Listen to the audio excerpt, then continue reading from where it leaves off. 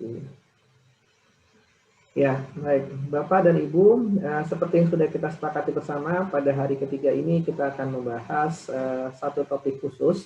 Setelah kita sama-sama membahas pendahuluan tentang TEM, kita sudah mengenal apakah itu TEM, lalu fungsi-fungsinya dari TEM, dan kemarin kita juga sudah mempelajari sedikit lebih detail terkait dari satu fungsi kinerja TEM terkait dengan spektroskopi. Maka pada hari ini kita akan coba mengaplikasikan apa yang sudah kita pelajari selama 2 hari pertama kemarin dalam kasus khusus. Jadi judul dari presentasi saya pada hari ini adalah Transmission Electron Microscopy and Ultimate Tools for Investigating Applied Energy Materials. Sebelum saya mulai, saya mau rubah ini dulu, pointer, sebentar. Baik. Saya akan membuka presentasi saya dengan memberikan beberapa contoh yang contoh-contoh ini harapan saya bisa membantu Bapak dan Ibu untuk memahami kenapa kita membutuhkan TEM, terutama untuk riset-riset yang dalam bidang energi.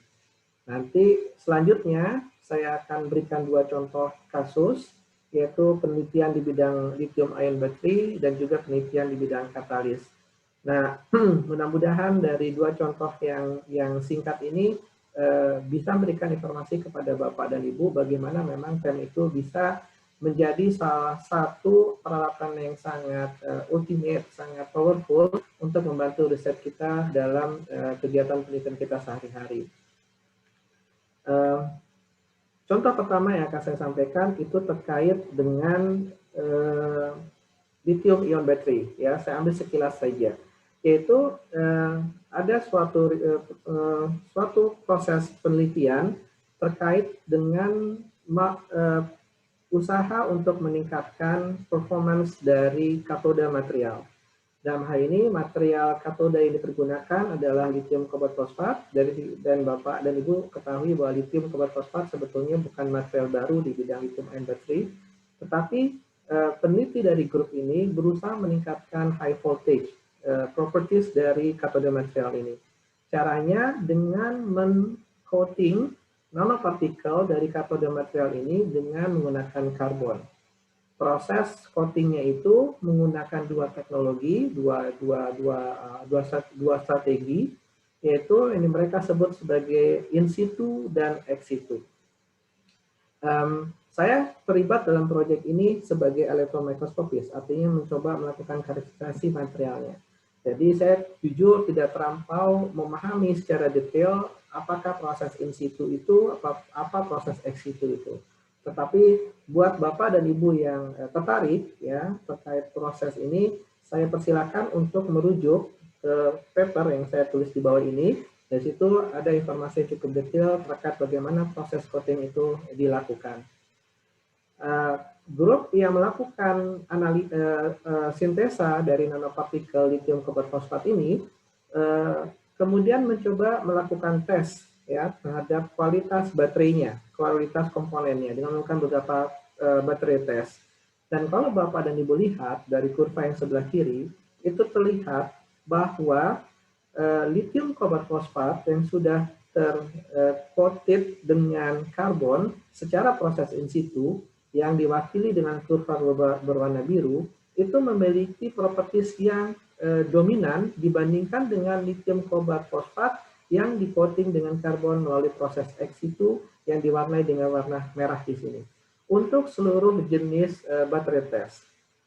Dan ini merupakan suatu hasil yang sangat memberikan memberikan harapan ya, karena dengan adanya suatu peningkatan dari properties material ini. Hanya saja teman-teman dari pihak pensintesa material ini mereka belum bisa menjelaskan secara detail kenapa bisa akibat dari coating secara in situ itu lebih bagus daripada secara ex situ. Maka untuk menjawab pertanyaan semacam ini dibutuhkanlah karakterisasi yang lebih detail dan TEM menjadi salah satu solusi untuk menjawab pertanyaan ini. Rekan saya, Saudara Fadli Rohman, mungkin ada beberapa dari peserta di sini yang mengenal beliau. Beliau adalah pegawai di LIPI Fisika Serpong. Saat ini beliau sedang melaksanakan studi S3-nya di Jerman, di tempat institut di mana saya dulu bekerja. Beliau yang membantu saya untuk melakukan pengukuran mikroskop elektron. Nah, salah satu data yang dihasilkan adalah seperti ini. Di bagian tengah kita melihat gambar-gambar data-data TEM yang dihasilkan oleh Fadly Rohman, yaitu terkait dengan partikel yang di-coating secara in situ. Nah, beliau, Fadly Rohman, mencoba menganalisa berdasarkan suatu proses, ya, suatu step yang memang biasa dilakukan oleh orang-orang ketika sedang menganalisa material. Mungkin proses ini juga bisa Bapak dan Ibu juga pelajari secara bersama dan diikuti kalau misalnya Bapak dan Ibu berusaha menganalisa sampel Bapak Ibu menggunakan TEM. Jadi langkah pertama yang masih dilakukan adalah kita mengidentifikasi apakah fasa yang memang diklaim merupakan suatu nilai, ya, misalkan sini katakan lithium cobalt fosfat, itu benar-benar lithium cobalt fosfat yang terbentuk. Maka Fadly mencoba melakukan analisa berupa difraksi elektron, ya. Dan kita sudah pelajari kemarin, difraksi elektron itu bisa memberikan informasi terkait dengan identifikasi fasa yang ada dalam sampel kita. Hasilnya menunjukkan bahwa memang benar teman-teman yang mencoba mensintesa partikel ini berhasil membuat lithium cobalt fosfat secara murni, single phase lithium cobalt fosfat. Ya. Lalu sebagai tambahan dari elektron diffraction, Fadly mencoba melihat bagaimana morfologi dari nanopartikel lithium cobalt fosfat yang sudah disintesa. Nah, di sini Bapak dan Ibu ada suatu pelajaran yang menarik yang mungkin kita juga bisa pelajari bersama, bagaimana cara mengidentifikasi hasil gambar TEM, bahwa di gambar B, ya, dari gambar B ini terlihat sebetulnya kualitas dari nanopartikel yang dihasilkan, yang disintesa itu tidak terlalu baik. Karena kita bisa melihat bagaimana kontras antara gelap dan terang yang dihasilkan. Ini menunjukkan bahwa nanopartikel yang disintesa itu memiliki ukuran yang relatif besar, yang sebetulnya tidak cocok untuk analisa dengan menggunakan TEM. Apabila kalau kita lihat scale bar di bawah sini, ya, scale bar menunjukkan kurang lebih sekitar 200 nanometer. Artinya, mayoritas dari nanopartikel yang disintesa itu memiliki ukuran 200 nanometer. Dan ini suatu ukuran yang sebetulnya relatif besar untuk TEM. Ya. Nah, jadi ini sesuatu yang kita pelajari juga. Nanti kalau Bapak dan Ibu mendapatkan gambar bright field yang kondisi kurang lebih sama seperti ini, salah satu penyebabnya adalah karena partikel ataupun objek yang diteliti itu ukurannya relatif besar, sehingga tidak bisa terlewatkan elektron melaluinya, atau bukan termasuk elektron transparan. Nah, tetapi Fadly berhasil menemukan beberapa partikel yang ukurannya relatif kecil. Salah satunya seperti yang digambarkan di gambar C dan juga di D. Ya. Nah, ini juga salah satu teknik dalam pengambilan gambar Bapak dan Ibu. Usahakan ketika Bapak dan Ibu memiliki nanopartikel, usahakan selalu menganalisa partikel-partikel yang berada semacam, apa ya istilah bahasa Indonesia itu, tergantung, ya. Jadi dia tuh tidak sepenuhnya, mesti ada bagian yang tidak memiliki material lagi di bawahnya. Kita tahu Bapak dan Ibu, biasanya untuk partikel nano yang kita analisa dengan TEM, kita meletakkan partikel nano itu di atas karbon thin film sebagai tempat penyangga, ya. Jadi yang warnanya sedikit abu-abu di belakang ini, yang Bapak-Bapak Ibu lihat, ini adalah karbon thin film. Nah, nanopartikel kita itu akan kita letakkan di atas thin film ini. Nah, untuk analisa, usahakan menganalisa semua partikel yang di bawahnya itu tidak ada karbon thin filmnya. Dan itu akan mempengaruhi hasil. Contohnya seperti dalam kotak warna hijau ini. Bapak dan Ibu bisa lihat ya, bahwa sebagian nanopartikelnya itu, dia tidak ada, di bawahnya itu langsung vakum, tidak ada material lagi di bawahnya. Nah, inilah salah satu contohnya, yang C dan D yang dia berhasil didapatkan oleh Fadly.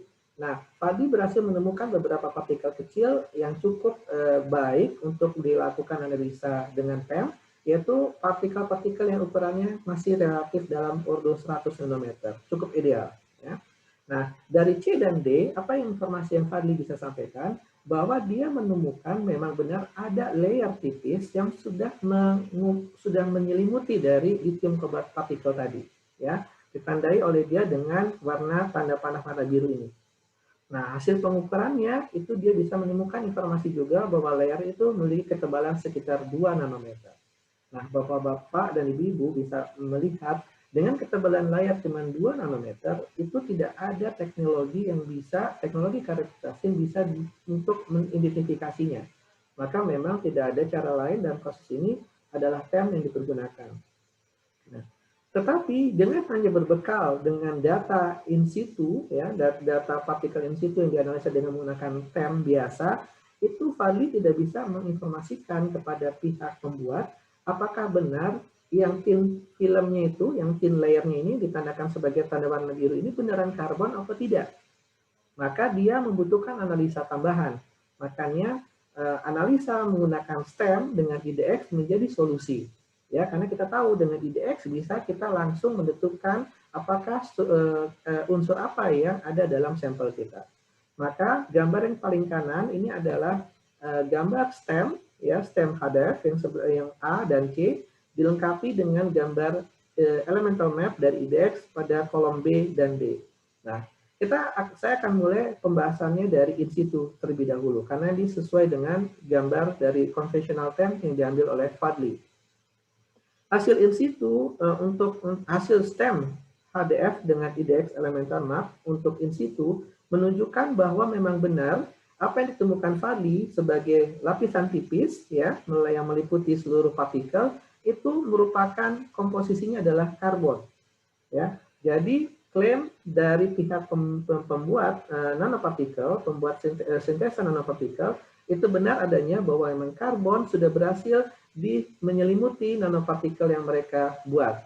Dan ketebalan itu sesuai dengan apa yang Fadli sudah ukur kurang lebih 2 nanometer.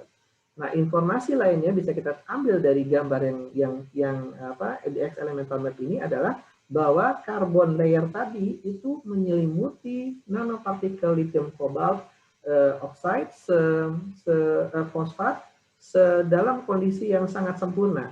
Jadi dengan sempurnanya meliputi semua satu partikel ya. Nah, apabila hasil ini kita bandingkan dengan melihat nanopartikel yang di-coated dengan karbon melalui proses ex situ, hasilnya agak berbeda. Walaupun tetap kita temukan carbon layer ya dari IDX map yang menyelimuti permukaan lithium kobalt fosfat, tetapi kita bisa melihat bahwa penyelimutan itu tidak sempurna karena masih ada daerah-daerah ya seperti ini kalau Bapak dan Ibu lihat yang saya tandain, ini adalah di mana daerah-daerahnya itu tidak tertutup oleh karbon sama sekali atau daerah yang di bawah sini ya. Nah, dengan kata lain kita bisa bilang bahwa coating karbon untuk ex situ ya itu tidak berhasil dengan sempurna karena coating itu tidak bisa memenuhi permukaan lithium kobalt fosfat secara sempurna. Selain itu, untuk daerah-daerah yang memang ada karbonnya, ketebalannya bervariasi. Tidak seperti ketika hasil dari in situ. In situ kita lihat semuanya itu memiliki ketebalan yang relatif sama, 2 nanometer. Tetapi untuk yang ex situ itu sangat bervariasi. Nah, inilah salah satu jawaban yang menjelaskan kenapa hasil dari ex situ itu lebih jelek daripada hasil daripada coating in situ. Itu satu jawaban yang pertama. Nah, selanjutnya informasi apa yang bisa kita dapat?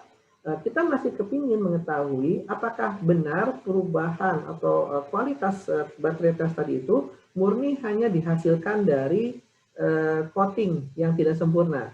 Maka kita coba push ya, proses analisa, proses karakterisasi menggunakan TEM lebih jauh, yaitu dengan menggunakan high resolution STEM.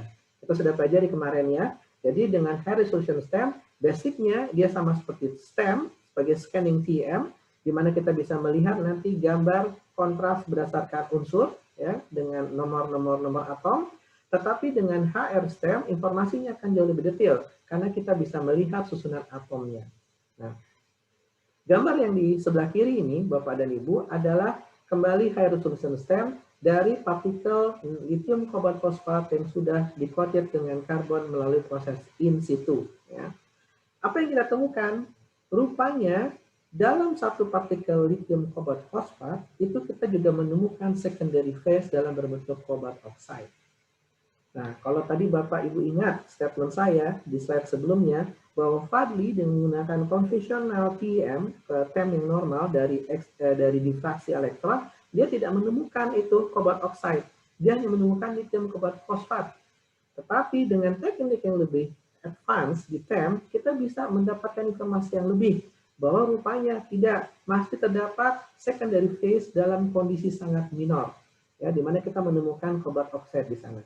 Kok bisa tahu Pak Riza kalau itu adalah cobalt oxide? Ada dua alasannya. Alasan pertama, karena kita mendapatkan gambar dalam konteks hadaf. Sekali lagi saya ulang, hadaf itu dia sensitif dengan unsur, dengan nomor atom. Maka kita bisa tahu bahwa ketika kita melihat daerah itu dia lebih terang, pasti itu diisi oleh unsur-unsur dengan nomor atom yang lebih tinggi. Nah, kalau kita bandingkan antara lithium cobalt fosfat dengan cobalt oxide, sudah pasti artinya lebih banyak atom kobalt dalam cobalt oxide dibandingkan atom kobalt dalam lithium cobalt fosfat kan, makanya daerah itu akan lebih terang. Tapi saya tidak berhenti hanya dari masalah kontras, karena kontras bisa bisa disebabkan oleh banyak hal, tidak hanya sekedar unsur ya. Tetapi analisa lain yang jauh lebih akurat terkait dengan saya melakukan identifikasi fasa menggunakan FFT yang pada prinsipnya sama seperti difraksi elektron. Dari sini benar-benar saya bisa mengidentifikasi bahwa daerah di sini adalah diisi oleh cobalt oxide. Ya. Nah, ini sangat menarik ya, karena tadi pertama di depan saya sudah mengatakan bahwa hanya ada lithium cobalt fosfat yang dideteksi oleh Fadli dengan menggunakan difraksi elektron biasa. Dan sebetulnya sebelum sampel ini kami terima, pihak pembuat sampel itu sudah melakukan analisa dengan menggunakan XRD. Nah, ini hasil XRD-nya Bapak dan Ibu. Ya. Ini ada 3 kurva XRD, yang warna hitam adalah lithium cobalt tanpa lithium cobalt fosfat tanpa coating, yang merah lithium cobalt fosfat dengan ex situ, yang biru adalah lithium cobalt fosfat dengan coating karbon secara sistem in situ. Nah, baik ex situ dan in situ itu tidak ditemukan cobalt oxide sama sekali. Cobalt oxide hanya ditemukan dalam lithium cobalt fosfat nanopartikel yang tanpa coating proses. Nah, ini menunjukkan bahwa memang di sini salah satu keterbatasan yang dimiliki oleh XRD. Karena XRD itu adalah pengukuran yang sifatnya makroskopis. Ya, sangat wajar apabila dalam kondisi seperti ini kita menemukan data-data yang tidak ditemukan oleh XRD.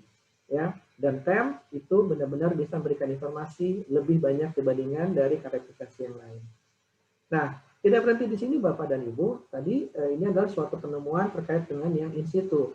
Kita ingin mengejar lebih jauh kepada ex situ. Kita ingin tahu apakah benar murni cuman karena lalu kalau memang dia coatingnya itu nggak sempurna, apakah hanya sampai sejauh itu ya efeknya? Apa karena benar-benar tidak sempurna maka performanya jadi lebih jelek? Nah, kita kembali mengaplikasikan high resolution stem. Dari sini kita lihat bahwa rupanya high resolution stem itu menunjukkan adanya penambahan kobalt, ya, posisi kobalt yang mengisi posisi-posisi di mana mestinya cuma ada lithium. Jadi cara membaca gambarnya ini, Bapak dan Ibu melihat ya bahwa Bu Haryati bisa saya cek apa Ibu melihat gambar yang sebelah kanan ini? Gambar warna. Oh iya. Ya, gambar warna yang ada tulisan lithium, ada oksigen, P dan kobalt, kelihatan ya Bu ya? Ya, kelihatan. Nah, mudah-mudahan legendnya juga kelihatan ya. Jadi pada dasarnya daerah sini ya yang saya gariskan ini mestinya menurut struktur lithium cobalt fosfat itu hanya diisi oleh lithium saja ya. Nah, sedangkan kobalt itu mestinya dia mengisi di sisi yang lebih terang. Ya, kalau kita lihat ini kan gambarnya lebih terang, tengah-tengahnya lebih gelap. Maka di daerah yang gelap ini itu diisi oleh lithium saja. Tetapi rupanya karena kami juga mendeteksi dalam kondisi nanopartikel lithium cobalt fosfat yang di-coated dengan karbon melalui proses ex situ, di daerah yang mestinya cuma ada lithium ya yang saya garis dengan tanda panah ini, kami menemukan juga sinyal-sinyal yang dimiliki oleh kobalt. Ini ditandai dengan tanda-tanda warna tanda panah ada 4 ini ya. Ini menunjukkan terjadi substitusi atom kobalt yang mestinya hanya ada di sisi sebelah sini, itu mereka mensubstitusi atom-atom lithium. Nah, ini semua disebabkan karena proses coating dari karbon itu yang tidak sempurna. Dan sangat jelas itu menunjukkan kenapa hasil tesnya itu jauh lebih jelek dibandingkan kalau misalnya coating itu dilakukan secara in situ.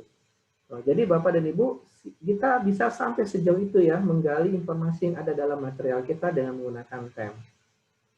Contoh selanjutnya itu terkait dengan teknologi membran, separation membran. Jadi kita menggunakan material yang kita pergunakan untuk memisahkan senyawa-senyawa tertentu. Dalam kasus ini kita ingin memisahkan antara N2 dengan O2 yang kita dapat dari udara, agar nanti O2-nya itu kita pergunakan untuk pembakaran pada pembangkit listrik tenaga konvensional.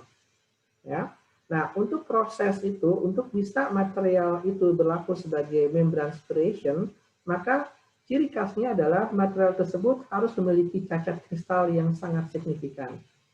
Nah, material yang dipergunakan itu adalah BSCF, itu barium sulfur carbon fluoride. Ya, saya terus terang, jujur saya tidak terlampau mengikuti yang ini, karena ini adalah data dari rekan saya, tapi kurang lebih seperti itu. Dan dia adalah keramik, ya, dan dia itu dideposisi, dibuat berdasarkan teknik PLD, dan kemudian dia dipanaskan hingga 900 derajat Celcius selama 10 jam di udara. Nah, hasilnya itu bentuknya didapat bahwa memang kristal keramik BSCF ini memiliki cacat yang sangat signifikan, digambarkan dengan garis-garis seperti ini, ya. Nah, kalau misalnya kita lihat high resolution GM-nya, maka bentuk cacatnya itu jadi bentuk seperti ini. Kita bisa lihat bagaimana memang jelas sekali cacat itu terbentuk akibat dari proses yang diinginkan. Nah, tetapi tidak sembarang cacat yang sebetulnya bisa dipergunakan untuk menghasilkan material yang cocok untuk membran separation teknologi. Ya, maka memiliki ada ciri khas tentu. Nah, ciri khasnya adalah material tersebut harus memiliki struktur yang zigzag. Maka high resolution TM digunakan untuk melihat material itu jauh lebih detail dan hasilnya adalah seperti ini. Bahwa memang benar rupanya terjadi grain boundary yang terbentuk oleh material ini pada bagian cacatnya itu memang sesuai dengan yang harapan. Dan ini menyebabkan material tersebut sangat cocok untuk dipergunakan membuat aplikasi membran separation teknologi yang biasa dipergunakan untuk memisahkan unsur-unsur pada pembangkit listrik konvensional.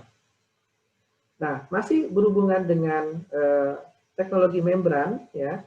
Nah, kalau tadi yang dicontoh sebelumnya, material tersebut dipergunakan untuk memisahkan nitrogen dengan oksigen untuk kita mengambil oksigennya sebagai bahan pembakaran.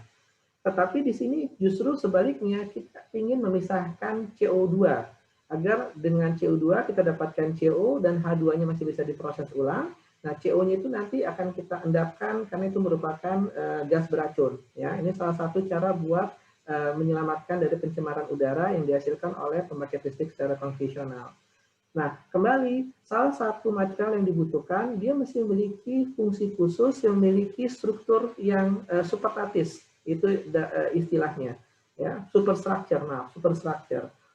Material yang dipilih itu adalah paduan dari Nd6 tungsten oxide, ya.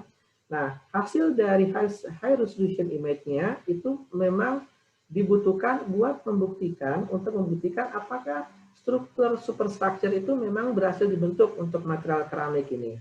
Nah, ini hasilnya Bapak dan Ibu, kita bisa lihat dengan TEM, kita benar-benar bisa melihat bagaimana struktur yang khusus ini ada pada material NdWO ini. Kalau Bapak dan Ibu lihat gambar yang ini, ya, tolong perhatikan garis susunan atom yang ditandai dengan warna garis biru dengan garis warna merah. Yang kita lihat di sini, untuk yang garis warna merah, susunan atom itu dia tidak sejajar, ada zigzagnya, ya, ada proses turun naiknya. Ini naik, ini turun, naik, turun, naik, turun, seterusnya. Dan pengulangan antara garis biru dengan garis merah itu adalah 2:1. Maka dari struktur itu dia membentuk secara simulasi, secara model adalah seperti ini. Dan struktur yang seperti ini sudah dibuktikan berdasarkan teori yang disebut sebagai corrugations in order superstructure. Dan memang material-material yang memiliki struktur seperti ini itu dikatakan dia memiliki high proton conductivity yang sangat cocok untuk digunakan sebagai aplikasi membran separation teknologi. Ya. Jadi Bapak dan Ibu mudah-mudahan bisa mengikuti yang saya sampaikan di sini, bahwa memang hanya dengan menggunakan TEM, dalam kasus ini kita menggunakan teknik High Resolution TM, kita bisa membuktikan bagaimana struktur yang kita harapkan terbentuk itu benar-benar terjadi. Ya, jadi kita tidak hanya sekedar mempergunakan data-data yang tidak bisa kita buktikan secara visual, tetapi TEM benar-benar bisa kita gunakan buat membuktikan klaim-klaim yang sudah kita miliki. Baik, nah itu sekedar pengantar terkait dengan bagaimana sebetulnya memang TEM itu bisa dipergunakan untuk untuk melakukan penelitian, melakukan karakterisasi untuk material-material yang bisa dipergunakan buat aplikasinya dalam energi. Nah, mudah-mudahan penjelasan singkat itu bisa Bapak dan Ibu setuju dengan apa yang saya sampaikan, bahwa memang TEM itu merupakan suatu tools yang sangat powerful. Baik, selanjutnya kita akan bahas lebih detail untuk dua kasus, ya, yaitu kasus lithium ion battery dan juga kasus dalam bidang katalis. Untuk Bapak dan Ibu yang berkecimpung di dunia penelitian lithium ion battery, kita semua tahu bahwa untuk pihak-pihak yang risetnya di bidang lithium ion battery, itu kita memiliki target untuk bisa menghasilkan baterai yang high energy density, ya. Jadi kita ingin meningkatkan densitas, kapasitas dari baterai kita itu sebesar mungkin. Nah, saat ini kita berada di tahun kisaran 2020, di mana secara komersial baterai-baterai yang ada, lithium ion baterai yang ada, itu memiliki kapasitas antara 250 sampai 300 watt-hours per kilogramnya. Dan kalau baterai ini dipergunakan untuk mobil listrik misalkan, maka bisa membuat mobil listrik itu bergerak sejauh kurang lebih 400 sampai 500 km.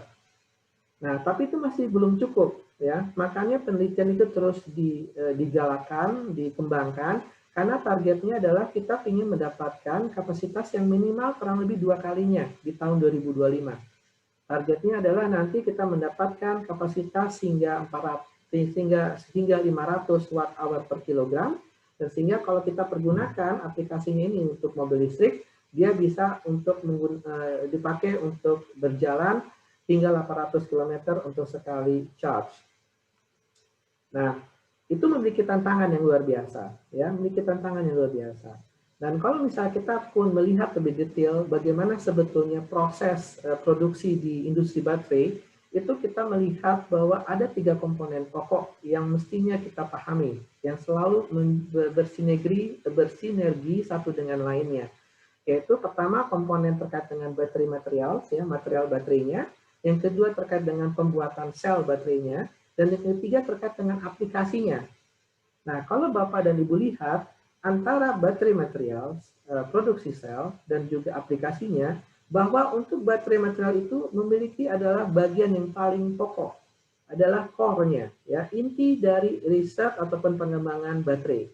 Karena di sini adalah hal-hal yang terkait dengan pemilihan raw material, ya, itu menjadi topik riset tersendiri. Lalu setelah raw material itu dipilih, itu bagaimana mendesain separator, bagaimana mendesain anode, bagaimana mendesain cathode, itu menjadi satu topik penelitian yang juga luar biasa intensnya. Dan kalau Bapak dan Ibu bisa lihat juga di kolom yang ketiga ini adalah pemain besar dalam riset baterai yang aplikasinya sudah untuk industri. Ya. Sebaliknya, untuk cell production, bagaimana membuat sel baterai dan juga buat aplikasinya, itu tidak sebanyak riset yang berfokus pada baterai material. Dan lebih dari itu, kalau Bapak dan Ibu lihat komponen-komponen peralatan karakterisasinya, kita lihat bahwa microscope elektron itu menjadi bagian pertama yang memiliki peranan paling penting dalam mengkarakterisasi baterai-baterai yang material yang digunakan buat aplikasi baterai. Nah, saya pernah ikut suatu rapat dengan beberapa konsorsium di Jerman waktu itu yang kita sedang berusaha buat mengembangkan riset baterai di sana. Dan ada obrolan yang menarik. Saya juga ada beberapa kali sudah singgung ini, tapi mungkin buat Bapak dan Ibu yang belum pernah mendengarnya. Jadi pihak Jerman, Eropa pada umumnya, Jerman pada khususnya, mereka mengatakan bahwa mereka tidak akan mau konsentrasi lagi dalam mengembangkan produksi sel atau yang nantinya akan dipergunakan untuk aplikasi baterai.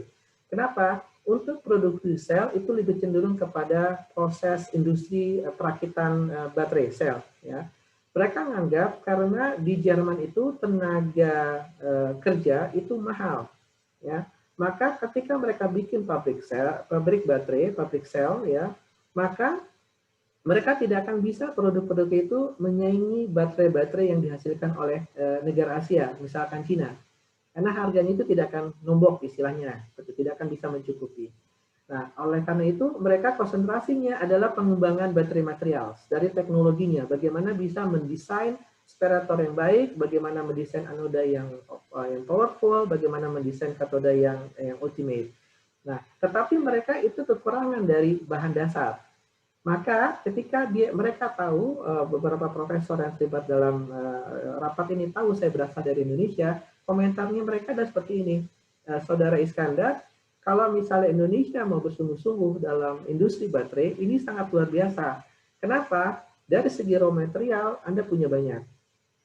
Kalau nanti setelah Anda berhasil mendapatkan baterai material yang baik, Anda bisa lanjutkan dalam produksi sel. Karena tenaga kerja Indonesia relatif lebih murah kan dibandingkan dari di Jerman. Maka kalau Anda bisa menguasai dua saja komponen dari tiga komponen utama industri baterai, maka Indonesia benar-benar akan menjadi suatu negara yang disegani dalam riset di bidang baterai. Nah, mudah-mudahan ini juga menjadi sebagai pemacu buat Bapak dan Ibu ya yang hadir pada saat ini, yang mungkin juga ada beberapa yang terlibat dalam riset baterai juga. Baik, saya lanjutkan. Nah, sekarang saya masuk bagaimana sebetulnya TEM itu bisa memberikan bantuan ya. Tadi sudah kita sudah bahas sekilas di depan, tetapi izinkan saya untuk memberikan beberapa contoh yang lebih detail lagi. Di sini adalah 3D tomografi yang kita sudah bahas kemarin, itu bisa dipergunakan untuk memberikan informasi terkait distribusi karbon pada grain pada matriks dari kobalt, aluminium, dan nikel yang merupakan bahan dari anoda material yang dipakai aplikasi buat baterai. Ya, kita bisa lihat dengan 3D imaging dengan tomografi yang dilengkapi dengan IDX, kita bisa lihat bagaimana karbon itu menjadi apa istilahnya pengayaan pada daerah grain boundary dari kobalt, nikel, dan juga aluminium. Ya. Maka ini akan menjadi degradasi dari kualitas performance dari anoda material itu sendiri. Contoh berikutnya, kita kembali ke masalah lithium kobalt fosfat tadi. Nah, ini sebenarnya lanjutan. Jadi kalau tadi kita sudah bahas, teman-teman yang mensintesa lithium kobalt fosfat itu berhasil mendapatkan properties yang lebih baik dengan cara dia mengcoating dengan karbon, ya. Dan kesimpulannya coating yang paling baik tadi apa? Dengan menggunakan teknologi in situ. Nah, tapi mereka tidak berhenti di sini saja. Mereka tetap ingin terus meningkatkan kualitas katodanya. Maka mereka mencoba menambahkan Fe, besi, sebagai treatment tambahan. Nah, hasilnya adalah bahwa berdasarkan dari baterai test terlihat untuk lithium kobalt fosfat yang sudah tercoating dengan karbon dengan cara in situ tadi, apabila dia ditambahkan dengan besi ya yang ditandakan dengan kurva merah ini, itu dia akan mendapatkan performance yang kembali lebih baik dibandingkan tanpa doping Fe. Ya, saya ulang. Dengan doping Fe pada lithium kobalt fosfat yang sudah tercoated dengan karbon secara in situ, dia memberikan performance yang lebih baik dibandingkan yang tanpa doping Fe. Nah, kembali, hasil ini sangat promising, sangat menjanjikan, tetapi teman-teman yang membuat materialnya tidak bisa menjelaskan, loh, kenapa ini bisa terjadi. Maka kembali TEM diminta untuk menjelaskan itu semua. Maka sampel itu kembali kita analisa, dan kali ini karena kita sudah mendapatkan informasi sebelumnya, kita langsung melakukan analisa menggunakan high resolution STEM. Ya. Dan Bapak serta Ibu sekalian, gambar yang saya tampilkan di sini untuk gambar A dan B, C dan D adalah gambar high resolution STEM HDF. Ya. Perbedaan antara A dan B dengan C dan D adalah untuk A dan B ini adalah high resolution image yang diambil dari lithium kobalt tanpa doping Fe. Sedangkan di bawah ada lithium kobalt fosfat tanpa doping dengan doping Fe. Saya ulang ya, A dan B itu ada lithium kobalt fosfat tanpa doping Fe.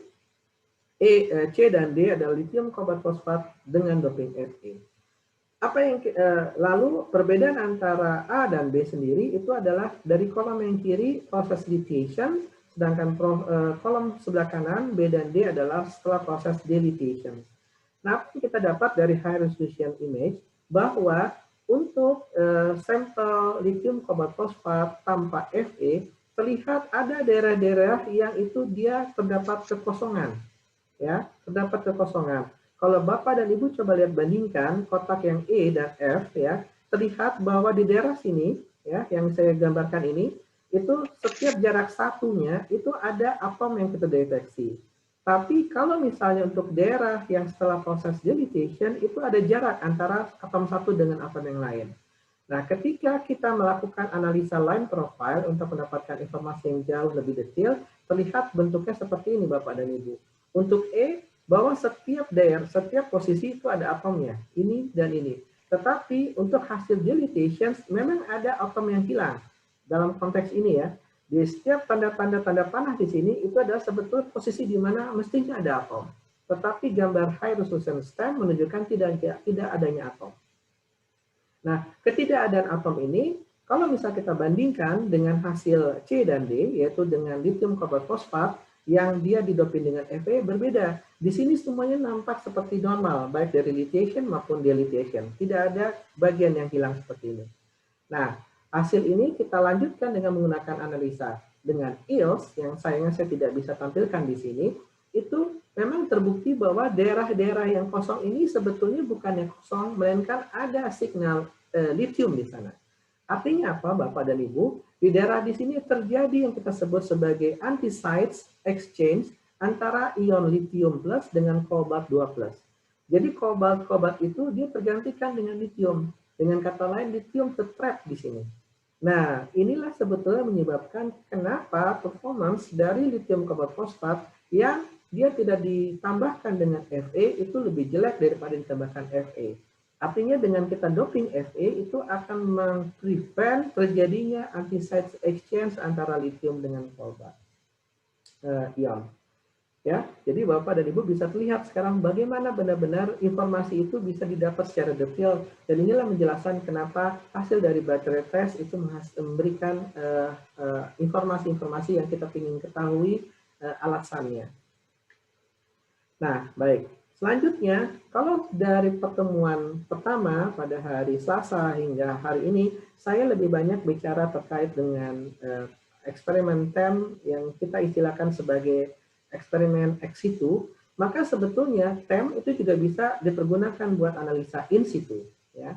Dan kebetulan contoh kasusnya itu masih berhubungan dengan lithium ion battery. Jadi dalam slide ini saya akan tunjukkan riset yang dilakukan oleh beberapa peneliti itu ketika mereka mencoba melakukan analisa, ingin melihat bagaimana proses lithiation dan deletion itu terjadi secara live di TEM, ya. Nah, untuk itu memang diperlukan suatu sistem yang khusus. Pertama, dibutuhkan holder yang khusus yang bisa menampung sampel yang khusus pula. Kenapa? Karena di sampel itu, Bapak dan Ibu, kita akan masukkan liquid, ya, electrochemical, ya, sebagai cairan elektrolytnya, agar kita benar-benar bisa melihat bagaimana reaksi terjadi pada elektrodanya. Ya, kalau Bapak dan Ibu tertarik dengan riset semacam ini, saya persilakan untuk melihat referensi dari yang saya tulis di bawah ini. Di situ beliau, Andrew, menjelaskan secara detail bagaimana desain dari holdernya, desain dari chipnya, ya, dan juga beberapa hasil-hasil yang benar-benar sangat luar biasa. Nah, di sini salah satu contohnya yang saya coba highlight, yang saya ambil dari publikasi beliau, adalah benar-benar kita bisa melihat secara live terjadinya phase boundary propagations di lithium alloy, ya. Kita bisa melihat bagaimana ketika proses lithiation dan deletion terjadi seperti gambar ini, ya. Setelah sekian kali cycling, kita bisa melihat pertumbuhan dari acid I di sana. Nah, kebetulan memang yang saya tampilkan di sini adalah screenshot, tapi kalau Bapak dan Ibu tertarik bisa merefer ke paper yang tadi yang saya sebutkan. Itu nanti mereka menyediakan movie, ya, rekaman dari movie-nya, bagaimana terlihat sekali pertumbuhan dari strukturnya secara live ketika proses cycling itu dilakukan secara langsung, secara in situ di dalam TEM. Holder ini juga dipergunakan oleh Andrew untuk mengetes sampel yang lain ya, dan ini adalah dia ingin melihat bagaimana gold film cycling behavior. Kembali lithiation dan deletion dilakukan dan bisa terlihat dari screenshotnya di sini, kita bisa melihat bagaimana mikrostruktur dari gold itu berubah ketika proses lithiation dan deletion itu terjadi. Bahkan menariknya Andrew bisa mendeteksi material dari lithium itu sendiri, ya. Dan ini sesuatu hasil yang sangat menakjubkan karena dari sini kita bisa memahami sebetulnya ketika kita punya baterai lithium, ya, yang sudah kita rakit nih, atau sebelumnya kita punya material yang kita punya anoda, kita punya katoda, kita ada electrolyte-nya, lalu kita buat dalam bentuk baterai sel, lalu kita charge dan discharge. Nah ini sebetulnya kejadian di dalam, ya, dan kita bisa melihatnya. Nah, sekali lagi kalau Bapak dan Ibu tertarik untuk mempelajari jauh lebih detail, silakan merefer ke publikasi ini. Ini publikasi berbeda dengan publikasi sebelumnya, tapi ditulis oleh author yang sama. Nah, masih terkait dengan lithium ion battery, Bapak dan Ibu, ini contoh yang terakhir. Kalau Bapak dan Ibu tadi masih ingat, ketika saya menceritakan terkait lithium anti-side exchange dari lithium dan kobalt, tadi saya katakan bahwa kita di gambar stem yang tadi itu, kita hanya bisa awalnya mengasumsi terjadi exchange antara lithium dengan kobalt. Karena kita memang tidak bisa mendeteksi lithium secara langsung dengan modus yang tadi, yang disebut dengan modus hadaf. Tetapi dengan tambahan spektroskopi, kita bisa tahu bahwa pada daerah tersebut terjadi exchange antara lithium dengan kobalt. Nah, kasus sama seperti ini, Bapak dan Ibu. Kalau kita memiliki lithium titanium oxide, maka yang kita gambarkan, kita ambil gambar high resolution-nya di bidang 100 dengan menggunakan hadaf, ya, itu yang kelihatan hanya atom-atom titanium saja. Kenapa? Karena lithium titanium 2O4 itu pada dasarnya memiliki 2 unsur ringan dan hanya ada 1 unsur berat. Maka hanya ada atom-atom kolom titanium saja yang bisa kita gambarkan menggunakan hadaf. Nah, Thermo Fisher Scientific itu mematenkan sebuah teknologi, sebuah teknik pengukuran yang disebut sebagai IDPC. Dengan IDPC ini, kita bisa sekarang benar-benar menggambarkan posisi lithium secara langsung, Bapak dan Ibu. Dan gambar ini sebelah kanan adalah gambar yang dari sampel yang sama, hanya diambil dengan IDPC, teknik IDPC tadi. Nah, maka di daerah yang saya tandai dengan tanda panah berwarna merah ini adalah bisa kelihatan dengan jelas di mana ada atom lithium itu berada. Nah, kalau teknologi ini diaplikasikan dengan pengukuran yang sebelumnya, ya, di mana ada lithium dan kobalt andesite, kita bisa melihat dengan jelas di mana posisi yang tadi yang sebetulnya gelap, itu benar-benar ada lithium terduduk di sana. Nah, baik itu Bapak dan Ibu terkait dengan lithium baterai, saya lanjutkan ke katalis research sekarang. Nah, di katalis, di riset katalis, pada dasarnya buat Bapak dan Ibu yang memang bergelut di bidang sana, biasanya TEM itu dipergunakan, yang pertama itu hanya untuk mendeteksi ataupun melihat morfologi dari nanopartikel katalis yang kita buat, ya kan? Nah, permasalahannya adalah nanoparticles dari katalis itu dia biasanya beam sensitif. Dia tidak tahan dengan analisa menggunakan 200 keV. Ya, biasa gampang sekali dia hancur. Makanya ketika kita ingin menganalisa nanopartikel katalis yang hingga sampai ke high resolution seperti gambar ini, itu biasanya sangat susah, ya, karena dia langsung hancur ketika terkena elektron beam. Nah, Thermo Fisher Scientific dengan produk kameranya yang kita namakan sebagai SETA itu memiliki fungsi bisa melakukan yang kita istilahkan sebagai zoom secara digital.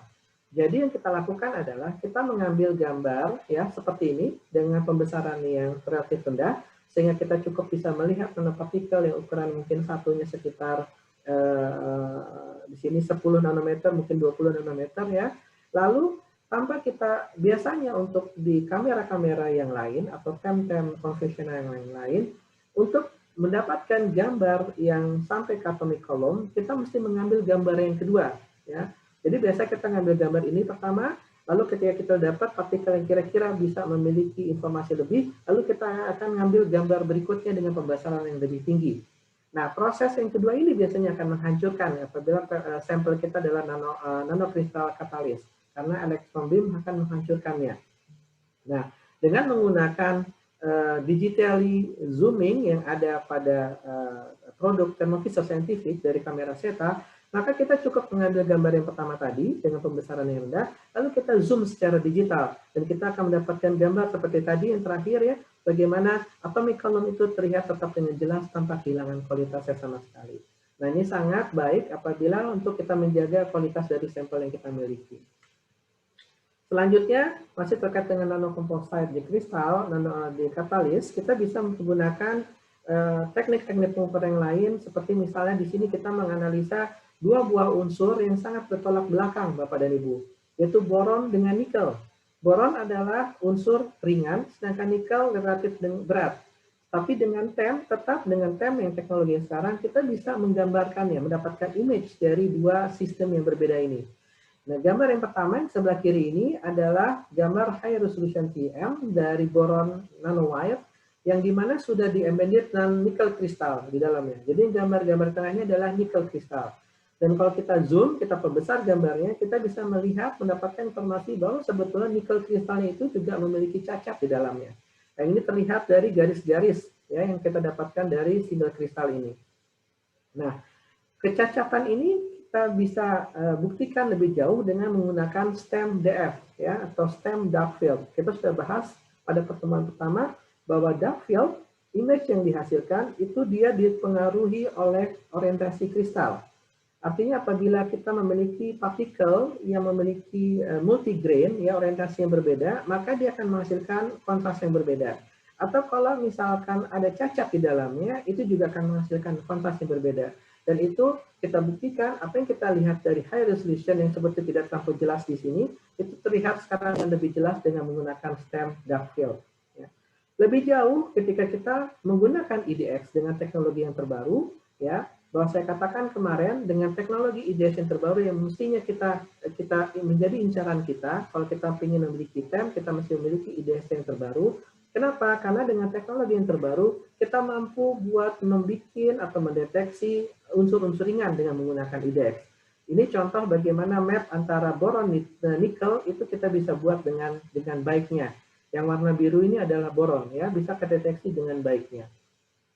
Bahkan dengan menggabungkan teknologi STEM dark field dengan IDX yang baru ini, kita bisa membuat gambar, menghasilkan gambar dari struktur boron nikel ini yang memiliki ketepian hingga sampai 50 nanometer secara diameternya.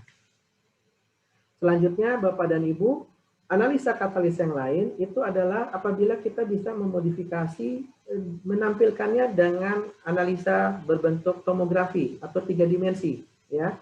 Kenapa? Karena kita ingin tahu biasanya ketika kita punya material katalis, bagaimana si logam mulianya tadi itu terdistribusi. Apakah hanya di permukaannya saja atau agak masuk ke dalam, ya. Ini contoh kasus bagaimana AGPT nanokatalis ya, katalis partikel yang kita image menggunakan 3 dimensi IDS. Nah, tidak hanya kita bisa melihat distribusi dari AG ya dan PT, melainkan kita bisa juga melihat bagaimana PT itu tumbuh sebagai core shell structure. Kurang lebih mirip seperti yang kita bahas kemarin ya. Dan yang menariknya adalah core shell structure ini tidak sempurna. Ada partikel-partikel AG yang tidak tertutup oleh PT unsur PT ya, oleh PT partikel. Tapi dengan 3 dimensi ini kita bisa mendapatkan informasi sampai sejauh itu. Contoh terakhir kembali terkait dengan katalis yang dipergunakan aplikasinya buat industri otomotif. Ini adalah gambar 3 dimensi elemental distribution dari katalis yang sudah dipergunakan dari bagian pembuangan kendaraan dari mobil ya. Kita bisa melihat dengan 3 dimensi ini bagaimana strukturnya, morfologi dari katalis tersebut yang sudah habis dipakai ya. Juga distribusi dari unsur-unsurnya.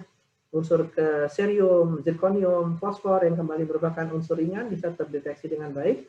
Bahkan kita bisa lihat sekarang bagaimana PD yang merupakan dasar biang kerok karena susah sekali buat dideteksi karena ukuran itu sangat kecil ya. Dan itu kita bisa lihat bagaimana distribusinya itu dalam tampilan secara 3 dimensi yang kita hasilkan menggunakan teknik tomografi yang sudah kita bahas pada pertemuan kemarin.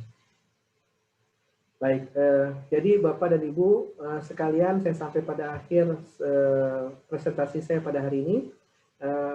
Jadi secara umum yang bisa saya coba bukan simpulkan ya, saya rangkum gitu, bahwa saya berharap bahwa paparan saya dari pertama sampai hari ketiga ini terkait dengan bagaimana memang transmission electron microscope itu benar-benar merupakan ultimate tools ya yang bisa digunakan untuk membantu karakterisasi masyarakat kita, terutama buat Bapak dan Ibu yang concern penelitiannya terkait dengan nanoteknologi ya. Dengan dilengkapi dengan IDX yang teknologi yang terbaru, kita bisa mendapatkan distribusi elemen dengan secara cepat dan akurat dengan berbagai jenis kondisi, baik apabila itu unsur-unsurnya unsur ringan maupun unsur yang berat. Dan bahkan kita juga bisa mendapatkan informasi tidak hanya distribusi fasa ya atau unsur grain dalam ukuran yang besar, tetapi kita juga bisa melihat dan mendapatkan informasi hingga sampai ke struktur atomnya, ke skala atomnya ya. Seperti ini kita kembali saya ulang bisa melihat bagaimana posisi atom titanium dan strontium tersusun pada material strontium titanat. Dan yang terbaru, seperti tadi saya sudah sampaikan di slide saya yang terakhir, bahkan dengan teknik yang kami miliki dari Thermo Fisher Scientific, kami bisa membuat Bapak dan Ibu menangkap gambar posisi atom litium secara langsung. Sebetulnya bukan atom litium saja ya Bapak Ibu, semua atom yang merupakan unsur ringan. Lalu contoh khusus di sini adalah kebetulan karena kita bicara terkait dengan lithium ion battery, saat ini kita memperlihatkan posisi atom litium pada material yang kita miliki. Demikian Bapak dan Ibu sekalian, terima kasih atas perhatiannya sampai 3 hari ini. Mohon maaf atas segala kekurangan dan saya akan kembalikan kepada Bu Haryati untuk memadu sesi tanya jawab. Silakan Bu Haryati. Oke, terima kasih Pak Riza. Sepertinya Bu Haryati sinyalnya kurang baik. Oh, baik. Oke, di sini dari grup chat itu ada satu pertanyaan dari Pak Rikson dari Universitas dari USU Medan ya, Universitas Sumatera Utara Pak. Ya. Jadi Pak Riza ini masih beginner riset mengenai baterai, kemudian beliau kalau tidak keberatan meminta mengenai tim riset baterai yang ada di Jerman untuk Jerman dan Singapura untuk bisa kolaborasi dengan beliau. Oh, baik. Baik Pak Elson, dengan senang hati saya akan bisa coba bantu buat mengkomunikasikannya dengan rekan-rekan kolega saya di Jerman yang masih hingga sampai saat ini masih berkecimpung di bidang riset baterai. Salah satunya tadi yang saya sudah sebutkan di depan, Saudara Fadli Rohman, peneliti dari LIPI.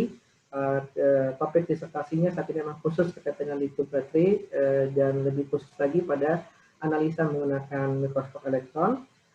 Bapak bisa kirim saja email ke email yang sudah tertera di sini ke saya langsung ya, atau juga bisa dengan via WhatsApp ya dengan merekam nomor ini. Ini juga sudah berlaku untuk seluruh audiens pada webinar series kali ini ya. Silakan mengirimkan pertanyaan kalau memang masih ada langsung kepada saya melalui email ataupun melalui WhatsApp. Seandainya memang bisa saya bantu, dengan senang hati saya akan bisa bantu. Dan kembali ke Pak Elson tadi, silakan Pak, nanti saya akan coba hubungkan dengan rekan-rekan yang ada di Jerman. Tapi untuk di Singapura, mohon maaf saya tidak bisa bantu karena saya baru pindah ke Singapura, jadi informasi saya masih belum terlalu banyak terkait dengan riset baterai di Singapura. Mungkin itu Ibu Bu Fania. Iya Pak. Ya, Bu Fania, mohon maaf. Ya, terima kasih Pak Riza.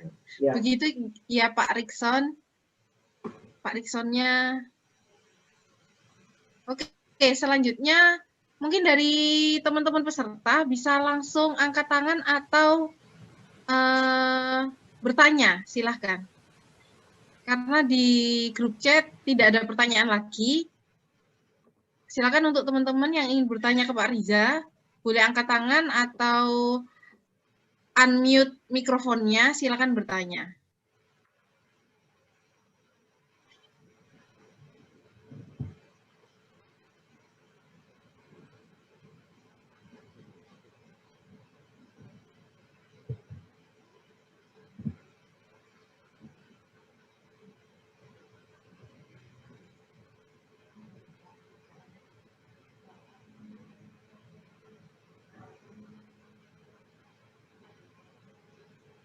Kalau tidak ada, saya boleh bertanya nggih Pak Riza ya? Oh, silakan Bu Fania, silakan. Saya ini kan risetnya itu mengenai solid elektrolit. Solid elektrolit.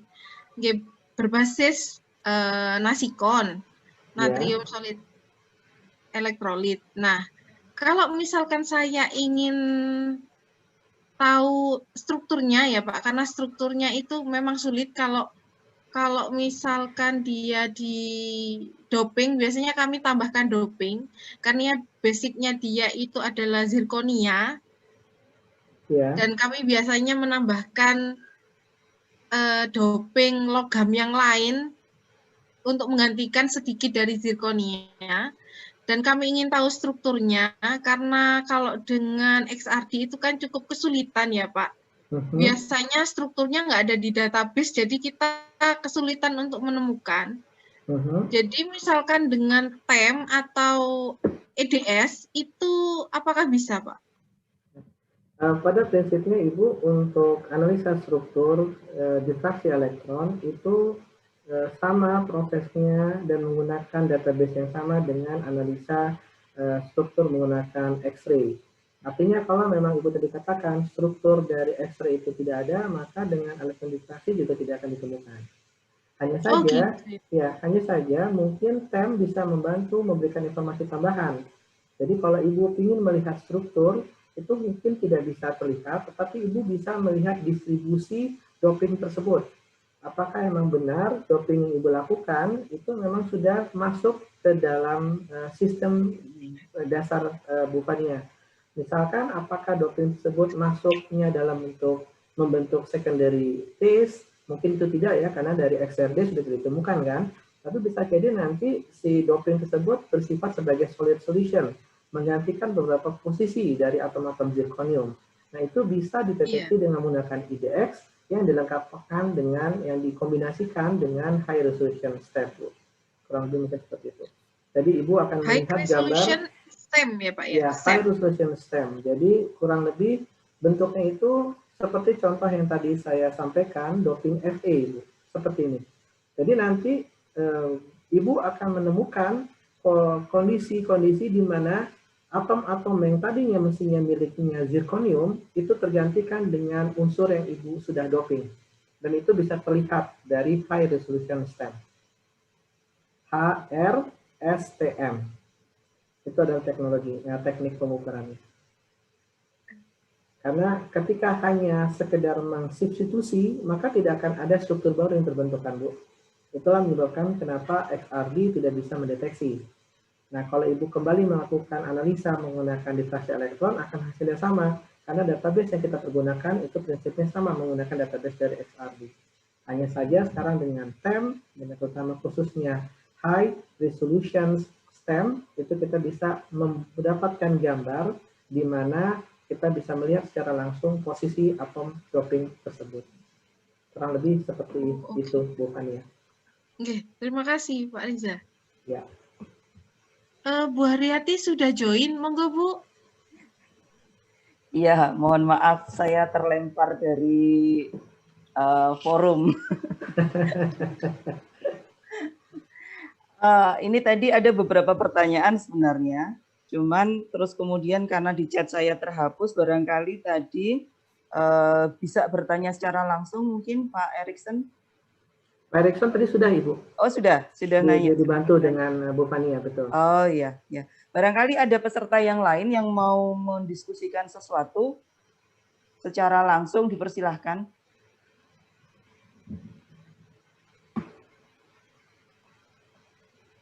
monggo Bapak Ibu jika ada yang ingin bertanya. Baik Bu, mungkin sambil menunggu, boleh saya coba ada satu topik lagi sebetulnya kelihatannya karena masih ada sedikit waktu, saya ingin coba tampilkan terkait dengan analisa IDX. Oh ya, monggo Pak. Mungkin membutuhkan waktu sekitar 5 menit, tidak banyak. 5 menit, Dan ya. ini, Baik. sebetulnya baik. ini adalah yang ingin saya sampaikan kemarin, hanya saja waktu tidak cukup, maka saya bawa ke teman hari ini. Ya. Jadi ini Bapak dan Ibu bisa melihat screen yang saya sudah buka. Bu Haryati sudah bisa melihat ya? Bisa Pak. Baik, ini adalah sebetulnya gambar yang sudah cukup sering saya tampilkan selama 3 hari presentasi saya. Ya, ini sekali lagi adalah susunan atom dari IDX map dari susunan atom strontium titanat, di mana kita bisa melihat atom-atom Ti, titanium, ya, yang diwarnai dengan warna hijau ini, yang dimana diantaranya itu diisi oleh atom-atom strontium, ya. Nah, ini adalah sebetulnya IDX map yang saya sangat berharap ataupun bukan berharap ya, ingin menyampaikan kepada Bapak dan Ibu kalau bisa ketika Bapak dan Ibu mengambilkan data analisa IDX dengan TEM, selalu mintakan kepada operator untuk pengambilan data dalam bentuk map seperti ini, ya. Tidak dalam bentuk poin, ya, dalam measurement cuma satu titik saja, ataupun hanya line scan saja, tetapi dalam bentuk map seperti ini. Kenapa? Memang secara pengukuran, waktu pengukurannya akan lebih lama dibandingkan dengan pengukuran menggunakan spot, ya. Tetapi keunggulannya, sekali Bapak dan Ibu mendapatkan data seperti ini kan data sudah saya simpan ya, maka nanti saya bisa olah data tersebut secara offline, tanpa adanya ketergantungan dengan operator. Contohnya, dari data seperti ini, ya, saya bisa ekstrak untuk mendapatkan informasi dalam bentuk spektrumnya. Misalkan saya ambil daerah seperti ini, ya, kelihatannya Bapak dan Ibu ya, daerah yang warna kuning. Nah, saya langsung bisa mendapatkan spektrumnya dari sini. Yang biasanya Ibu dan Bapak lakukan mungkin adalah mendapatkan spektrum ini dengan memposisikan pada daerah tertentu.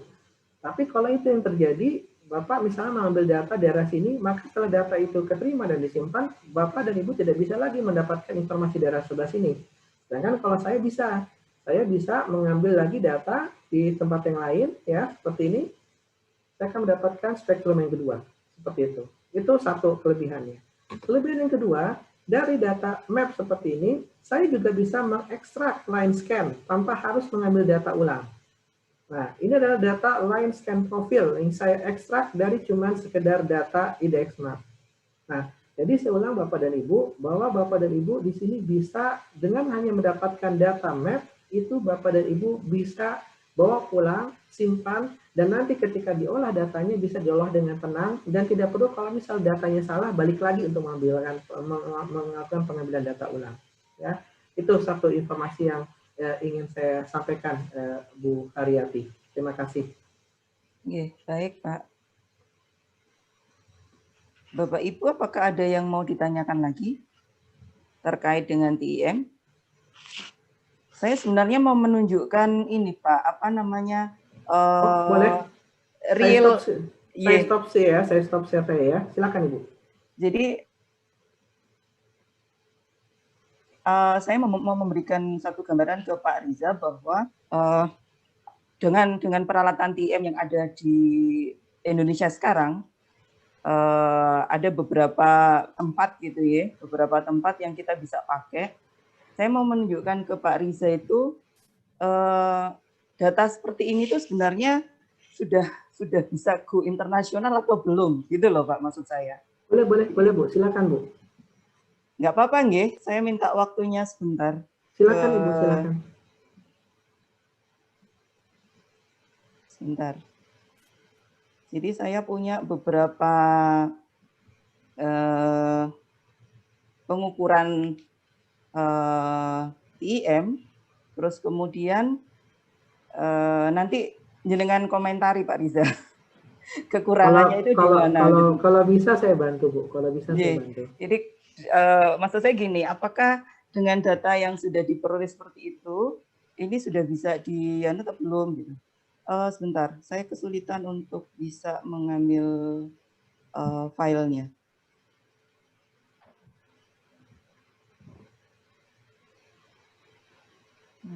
Sebentar.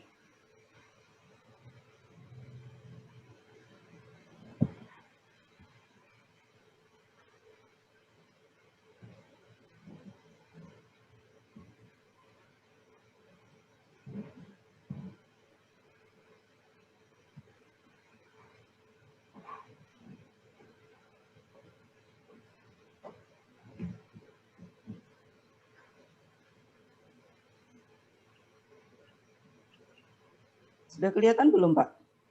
Sudah, Ibu. Belum? Sudah. Sudah.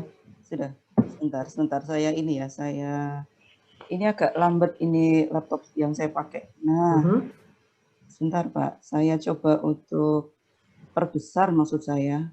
Ya. Oh, gambarnya kan banyak ini, Bu. Iya, coba aja Ibu saya coba untuk ini. Saya coba untuk apa namanya?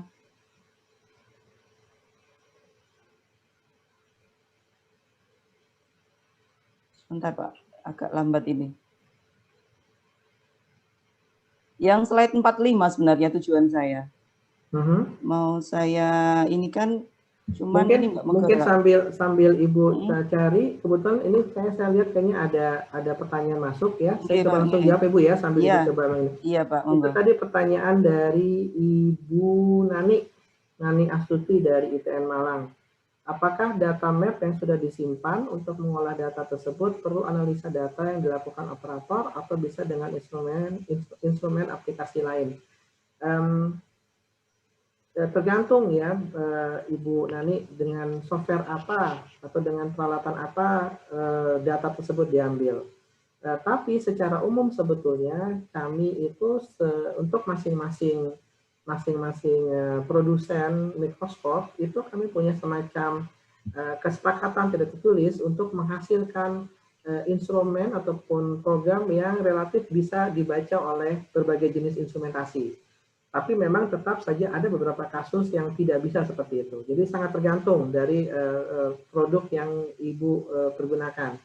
Nah, dan mohon maaf, tapi saya tidak bisa menyebutkan nama di sini ya, karena kan konteksnya nanti tidak enak ya. Tetapi secara prinsip seperti itu. Jadi jawaban saya, secara umum bisa, tidak membutuhkan analisa oleh operator lagi, makanya saya katakan bisa Ibu lakukan secara offline di tempat Ibu Nani sendiri, tapi memang ada beberapa kasus membutuhkan instrumentasi ataupun operator itu untuk menganalisanya kembali.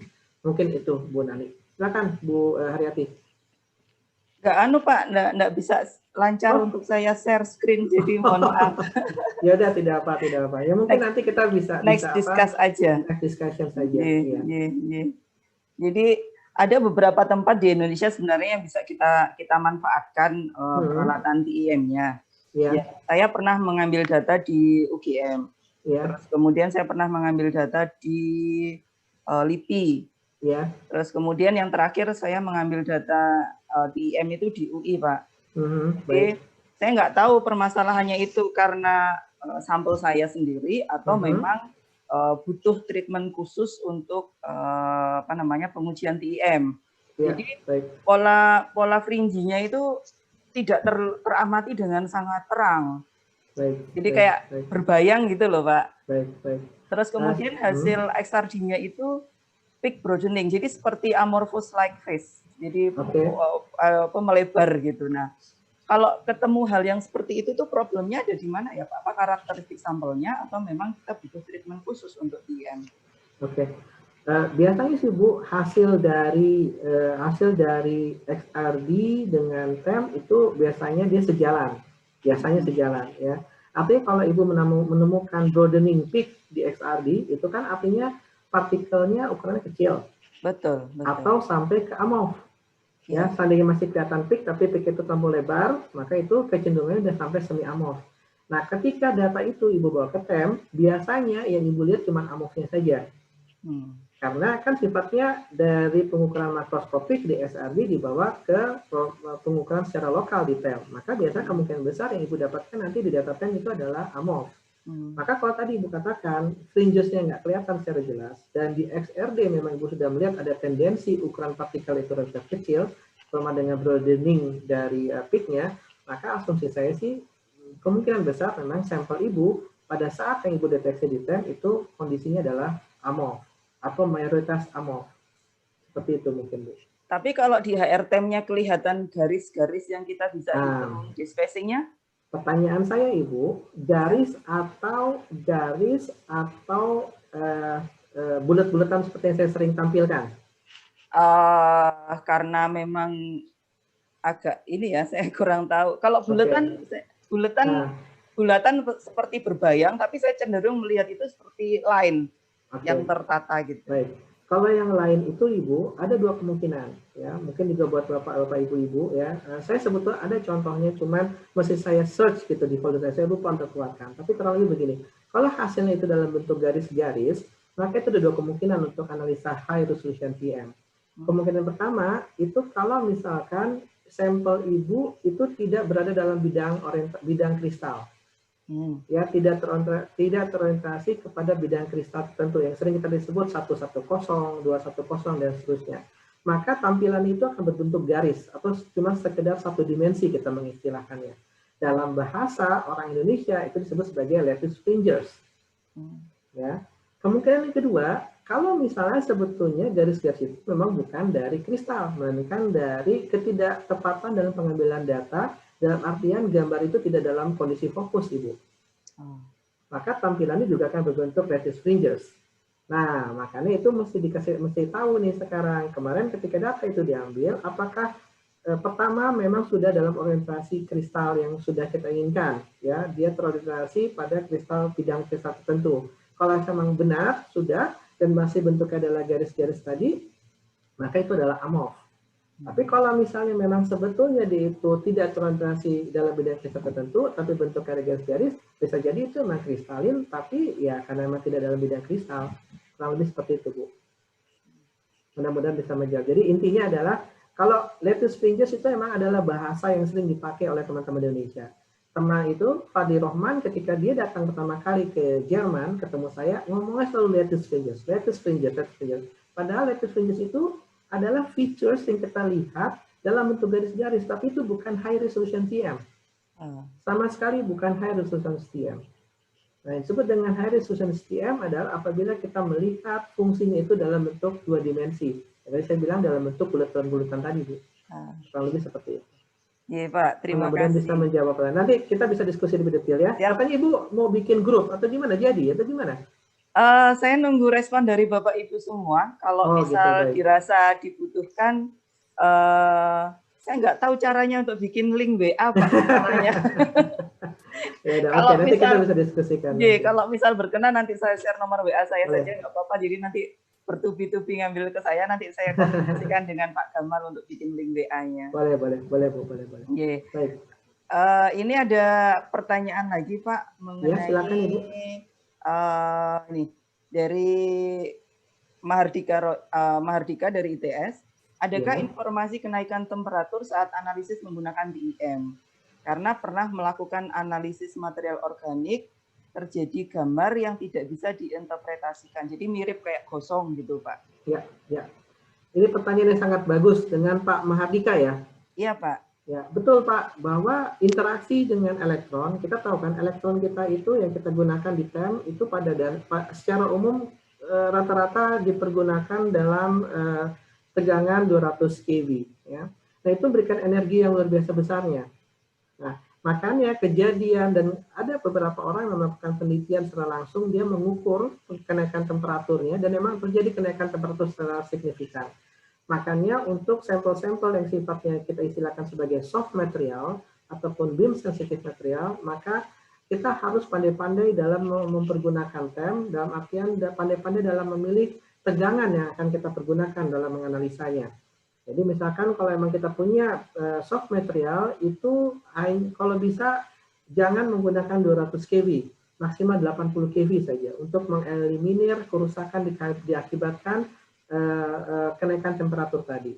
Nah, sebetulnya Pak Mardika, kerusakan itu tidak hanya didasarkan oleh kenaikan temperatur, tapi bisa juga elektron itu mementalkan keluar material kita, yang disilahkan sebagai elektron knockdown, ya itu bisa juga terjadi. Ya, jadi kesimpulan saya katakan saya sampaikan di sini betul bahwa penggunaan TEM itu kita mesti melihat material yang kita pergunakan. TEM bisa menganalisa semua material, ya. Hanya saja tentu saja penggunaannya itu harus disesuaikan dengan kondisi material masing-masing. Kurang lebih seperti itu, Ibu Haryati. Mudah-mudahan menjawab pertanyaan dari Pak Mahardika. Baik, Pak. Ini karena waktunya juga kayak kejar-kejaran ya Pak ya. Ternyata waktu 1,5 jam itu ternyata nggak terasa. Ya, kalau saya lihat dari grup dari kolom chatnya ini sudah nggak ada lagi pertanyaan. Jadi mungkin kita cukupkan diskusi ini. Mungkin nanti kalau ada respon dari Bapak Ibu yang berkenan untuk diadakan grup diskusi mengenai TIM, nanti saya kontak Pak Riza. Ya, boleh Bu, silakan. Baik. Sepertinya cukup untuk materi yang hari ini. Banyak hal-hal baru yang berkaitan dengan karakterisasi material yang bisa kita terapkan untuk riset kita. Mudah-mudahan ini nanti membawa membawa satu paradigma baru mengenai analisis material. Terima kasih atas perhatian Bapak Ibu semua. Saya kembalikan lagi ke Bu Fania Mita. Oke, terima kasih Bu Haryati. Luar biasa nggih Pak Riza. Ahlinya TIM ini luar biasa. Saya sendiri juga luar biasa gitu. Bagaimana caranya supaya saya bisa tahu apakah doping yang saya masukkan ke dalam struktur solid elektrolit yang saya buat itu sudah masuk ke kisi si zirkonia apa belum. Terima kasih ya Pak, berarti saya harus pakai HRSIM. Oke, acara selanjutnya yaitu penutupan ya. Nanti teman-teman silakan catat nomor WA Bu Haryati untuk dibuatkan grup diskusi mengenai TIM. Oke, untuk closing statement-nya nanti akan diberikan oleh Bapak Dr. Agung Kurniawan, Kepala PUI Nanomaterial. Saya kok nggak hafal ini ya, PUI-nya PUI. Nggak apa-apa, Pusat Unggulan Nano gitu aja nggak apa-apa. Pusat Unggulan Nano, nggih. Ini adalah salah satu pusat unggulan yang ada di ITS dengan kepala PUI-nya adalah Pak Agung. Monggo Pak Agung, silahkan. Baik. Assalamualaikum warahmatullahi wabarakatuh. Waalaikumsalam warahmatullahi wabarakatuh. Terima kasih Bu Fania Mita atas waktunya. Terima kasih Pak Riza Iskandar atas ilmunya yang luar biasa ya. Jadi dari Bu Haryati, Bu Fania dan juga saya ini yang pertama kami ucapkan adalah luar biasa. Jadi ilmu yang luar biasa dan memberikan perspektif yang mungkin sebelumnya kita tidak banyak tahu ya, eksplorasi terkait TIM itu. Yang kita tahu TIM itu adalah ya strukturnya nano gitu ya. Ternyata di situ setelah dieksplorasi itu kita bisa banyak sekali yang bisa kita pelajari dari situ. Nah, sejalan atau senada dengan yang disampaikan Pak Riza tadi di akhir dari presentasinya bahwa ini adalah ultimate tool ya untuk karakterisasi terkait dengan riset teknologi ya. Jadi ya terus terang saya sendiri juga dapat banyak informasi, banyak ilmu dari Pak Riza ya pada selama 3 hari ini. Jadi ini memang material banget gitu ya. Jadi nanoteknologi banget itu. Jadi kemarin juga ketika ada pertanyaan, kalau kita misalkan untuk phase itu kita bisa menggunakan XRD. Untuk morfologi kita bisa menggunakan SEM. Nah, ini kan sudah cukup gitu. Kenapa kok perlu TIM gitu? Padahal dari SRD kita fase-fase yang ada di situ sudah detail, senyawa-senyawa kompon yang ada di situ sudah kita bisa detect dengan baik. Nah, ini kenapa kita perlu TEM gitu. Nah, ini akhirnya terjawab, Pak Riza. Jadi seperti itu ya, ke depan ya, kami berharap ini akan bisa menjadikan ya semangat bagi kita ya untuk lebih berkarya ya, untuk lebih melakukan penelitian yang mendalam, karena kadang ada yang mengatakan bahwa kita butuhnya itu pengolahan yang sifatnya mikro dan sebagainya. Ngapain sampai nanoteknologi gitu. Nah, ternyata ya hal tersebut ya mungkin realnya di masyarakat awam itu seperti itu. Karena melihatnya hanya yang ada di ujung dari sebuah riset. Ya, mereka tidak melihat di di hulunya seperti apa gitu. Jadi ini yang mungkin perlu kita edukasi dan juga kita perlu sampaikan ya ke masyarakat, dan semoga ini nanti akan membawa dampak ya, perubahan yang signifikan terhadap riset di Indonesia.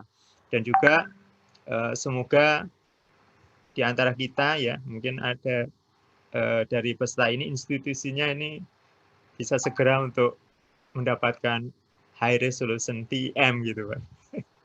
ITS, Pak, kita kawal, Pak. Ya, insya Allah, Bu. Ini kita coba mumpung kita di pusat penelitian ya, pusat penelitian terkait dengan nanoteknologi, kita akan coba untuk membuat proposal, Pak Riza ya. Jadi untuk terkait dengan karakterisasi yang sifatnya nanostructure seperti ini yang mendukung banyak sekali